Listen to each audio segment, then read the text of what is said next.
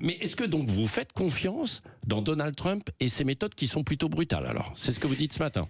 Je dis que Donald Trump, dans la forme, je n'aime pas cette méthode, parce qu'il aurait dû faire ça, pas devant les télévisions, mais je pense qu'aujourd'hui, Zelensky est en train d'entraîner son peuple dans un chaos total. Je pense qu'il faut absolument trouver un accord de paix, qu'il est possible, et je pense que c'est la chance de l'Europe, au contraire. Et je voudrais dire que j'entends les dirigeants dire la guerre, l'armement, mais la guerre, c'est pas des armements, ce sont des êtres humains.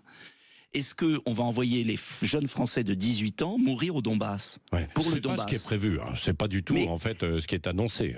Il n'y a pas de troupes militaires. Mais non, mais Patrick Roger... Il pourrait y avoir des troupes ensuite pour faire respecter la paix. Mais ça, c'est autre chose.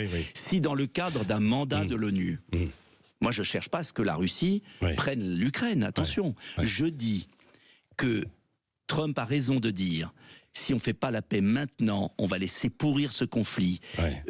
Tous les Ukrainiens y passeront. Nous aurons au cœur de l'Europe la pire boucherie du monde, avec le risque d'une escalade nucléaire. Et je remarque que les dirigeants européens veulent armer, mais ne veulent pas envoyer nos jeunes mourir au Donbass, parce qu'ils savent très bien que cette guerre est absurde. Et moi je vous le dis, une paix est possible. On s'est bien réconcilié avec les Allemands. Pourquoi les Russes et les Ukrainiens qui ont vécu ensemble 4 siècles dans le même pays seraient pas capables de s'entendre? Ça va être difficile, mais ça prend du temps.